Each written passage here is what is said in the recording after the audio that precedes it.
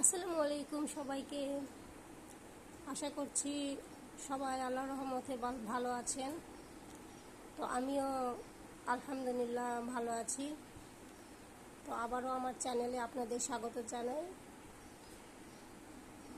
যে যেখান থেকে দেখছেন সবাইকে ধন্যবাদ।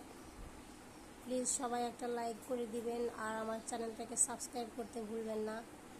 আর যারা সাবস্ক্রাইব করেছেন তাদেরকে অসংখ্য ধন্যবাদ জানাই। তো আমার কাপড়গুলো শেষ হয়ে গিয়েছিল, যার কারণে কাজ করতে পারছিলাম না। এজন্য আবার কিছু কাপড় আমি নিয়ে আসলাম, থান কাপড়, এগুলো দিতে পাচ্ছেন।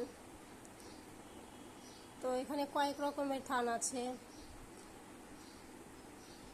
তো আমি বেশিরভাগ পাকিজা সিল্ক, পাকিজা মুসলিন আর ম্যাক এগুলোতে কাজ করি বেশিরভাগ।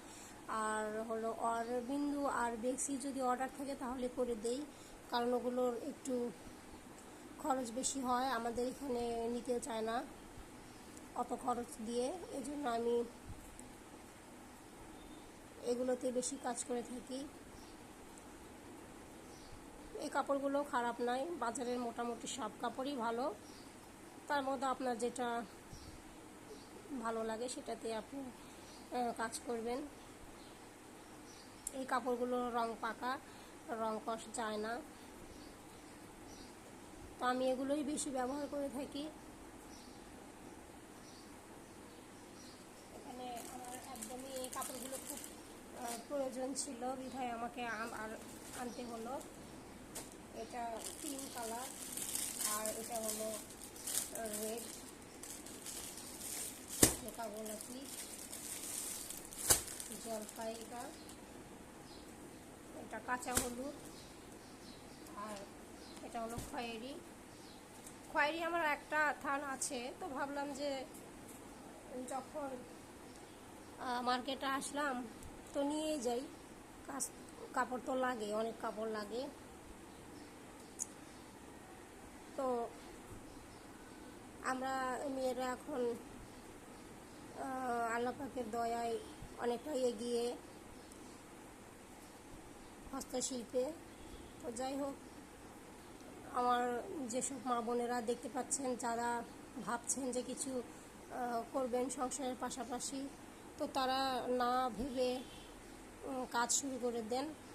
ইনশাআল্লাহ সাফল্য আসবেই, যদি আপনার লক্ষ্য স্থির থাকে। আমিও শুরু করব করি, আবার সামলাতে পারি না।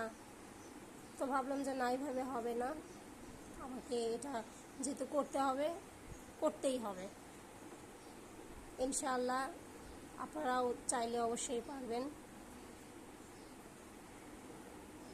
তো যারা ভাবছেন যে ব্যবসা শুরু করবেন, আমার মতো করে ফেলুন, কোনো কিছু না ভেবে।